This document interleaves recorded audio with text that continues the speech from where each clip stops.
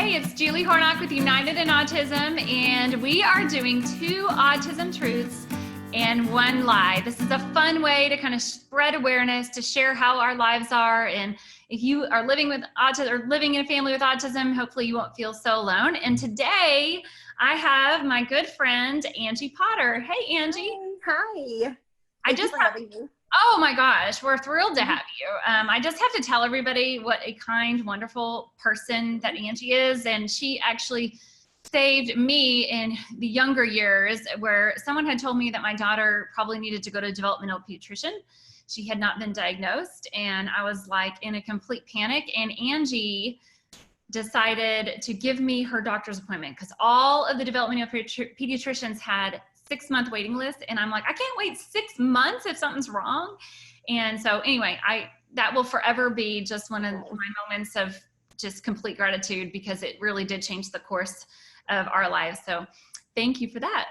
And not only has she done that, she's kind in every way, but she started this really cool thing called Celebrate Me in her district, in her school district. And it basically is giving others the opportunity to experience disabilities. And it really brought a lot of empathy for kids living with all kinds of disabilities. And it was such a huge success. And so what I love about you is you're just always trying to find a way to bring kindness out into the world and positivity into the world. So thank you for what you do. And also she's a mom of a son who has autism. So he is 18 years old now, and not a kid, an adult. You are a mom to He likes to remind me of that. Yeah, I'm sure he does. I'm sure. Anyway, okay, so we're going to get started with our game. And do you want to guess first? Sure. Okay. All right. I have 3 stories for you. Which one of these is a lie? Okay. The first one, our very first IEP meeting we had in preschool, I had the psychologist / person who diagnostician tell me that Lizzie would never be capable of joint attention. So for those of you that don't know what joint attention is, it's basically like shared attention to something. Like 2 people are looking at an object, and it usually involves like eye contact or glancing back and forth or motioning or pointing.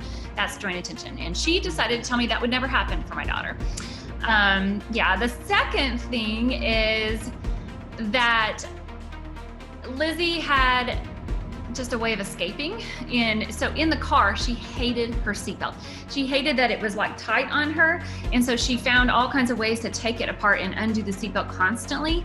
And so we were always having to pull over and get her back in her seatbelt and try and keep her from doing it. And so anyway, one time she was so quick, and I must have not realized it, but by the time I caught her, she had rolled down the window and was like arms out of the window, head and arms out. I had to pull the car over. It was a big fat mess. So that's the second one. Stress. And the third one is that we go into this one place we went to eat where it had hamburgers and french fries, and she couldn't wait in the line ever. And so she would run up to the counter right when we got in. She would just slam her hands on the counter and go, "Where's my french fries?" So those are my 3. Which one do you think is a lie? I love it. I would hope that number 1 would be a lie. But I would hope that number 1 would be a lie. I think 3, I can totally see that excitement and wanting to be there. I'm gonna go with number 2 though. I'm gonna go with number 2. The car. Yeah, you're right. Yes. You got it. Yay! You totally got it. And yeah, I mean, close, but yes. The car thing, like she did always try and get out of her seatbelt, but knowing that we got the minivan and it had no window that she could undo and no door that she could get out of, because I was terrified. I mean, so many times we did have to pull over, but never did she get out the window. So thank goodness for those safety features for children, because what would we do without them? And unfortunately, yeah, I mean, so great.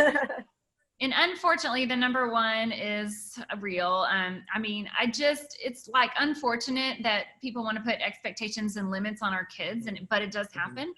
And I mean, it was like a moment for me where, you know, you picture in a movie where somebody like crawls across the table and just like scratches somebody's eyes out, you know? Yes. Like yes. that is where, yeah, as she was saying that, I would argue with her. And I said, I disagree. I think she's capable of that. She just needs to learn it. And the lady was like, well, you are either born with it or not. You cannot be taught that. And I'm like sitting on my hands, biting my tongue. And I'm like, you know what? I disagree. I think she can learn it. I'll be calling you someday, you know? I love that. Yes. And I'm so glad that you stuck with that, because as a new mom of someone diagnosed, you know, newly diagnosed, you don't really know what is in store. And I could see how you think, well, she's a professional and she knows. And I'm so glad that you didn't listen. I'm so glad. I just think we know our kids. Like yes.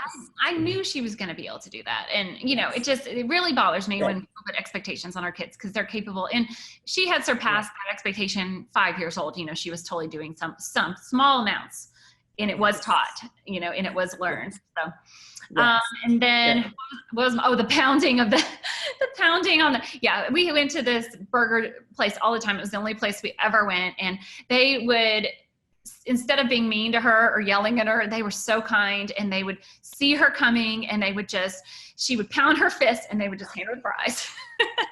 I love that. I know. And I know. And I knew her and loved her. Well, and just for as many people that bring us down, that many people can bring us up too. And so yes, definitely. You know, just focusing on those people, finding those people that are going to help our kids. You know what I'm saying? So definitely. They're there. Yes, they are. Yes. Yeah. All right. I want to hear yours. I'm so excited to hear your stories. Okay.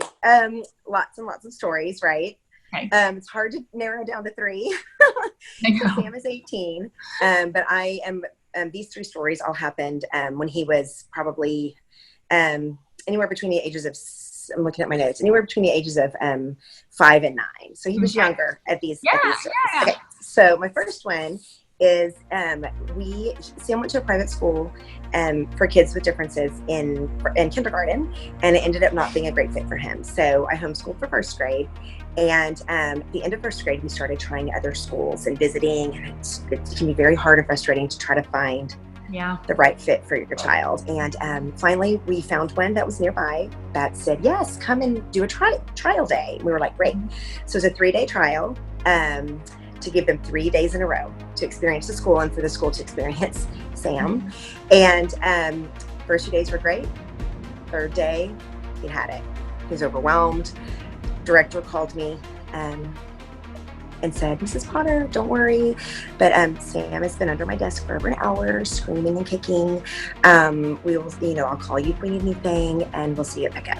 Of course, I was devastated, but pickup went and picked him up, and they still let us enroll. And he went to school for 3 amazing years there. So, first story. Okay.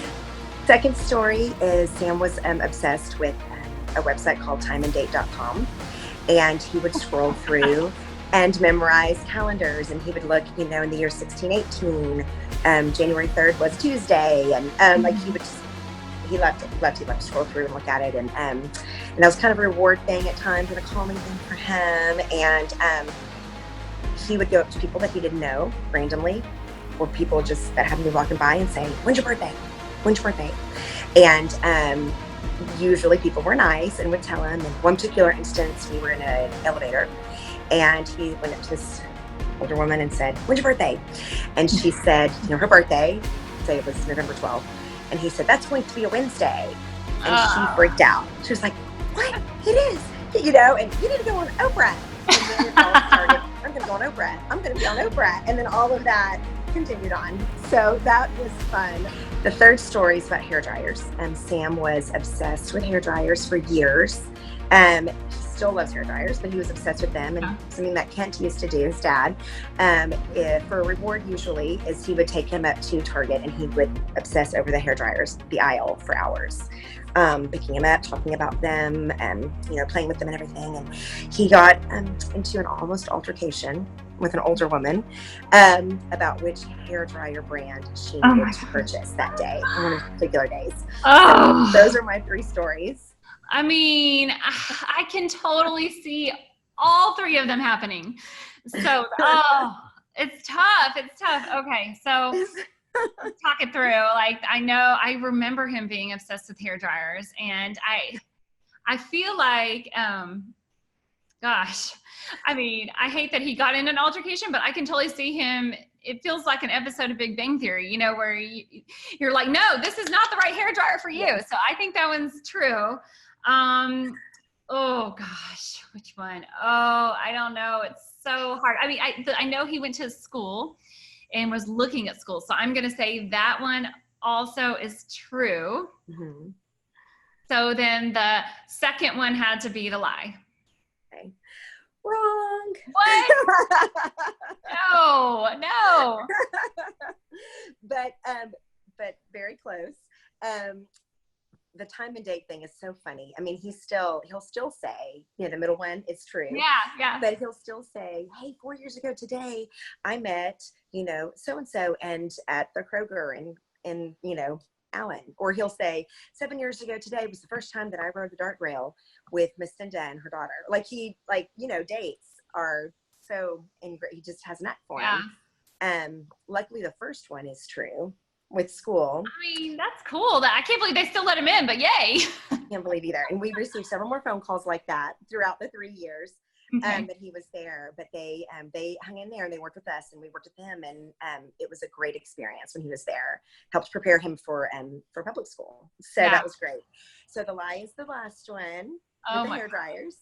And he, all of it's true up until the altercation. Now, Kent has told me that they had received some looks and some, you know, before, but you know, with our kids, you just don't worry about the rest of the world. I can totally see them though, like pushing their opinion on someone else. And, you know, we had that same grocery store thing with cakes where Lizzie would spend hours looking at the cakes and flipping through the cake book. And so it's just funny what we end up doing as parents. You know, we have these strange activities. It's not go to the park. It's, hey, we're going to go to the grocery store at the hairdryer aisle. Yes, exactly. And, you know, one thing that we learned through this journey is that Kent was really good with, especially, you know, when Sam was younger, he realized, you know, we're so trying to push him to be in our world. Yeah. Let's get in his world. Oh, that's great. Let's get in his world and let's connect. Mm-hmm. And then that's kind of how he started to join our world. So it was, hair dryers. I mean, that is the most beautiful advice for any parent, new parent, is get into their world and start enjoying what they enjoy. You know, all it is a difference in opinion and a different way to look at things. So, you know what, if hair dryers are exciting, hey, I mean, there you are. Yes. Not everybody finds football exciting, you know, so. You're right. That's true. Well, thank you so much for doing this with me. And I wanted to tell everybody that, your son, Sam, who's 18, and I did an interview together. So I'm going to post the link to that below in the comments, because I think everyone would enjoy taking a look at it. He's just so incredibly honest about his life and about what's important to him. And he has so much wisdom, you know, so I loved listening to him and sharing his own story. It was really super cool. So Thank you. Thank you again. I really, really appreciate it. And we'll talk to you soon. Sounds good. Thank you.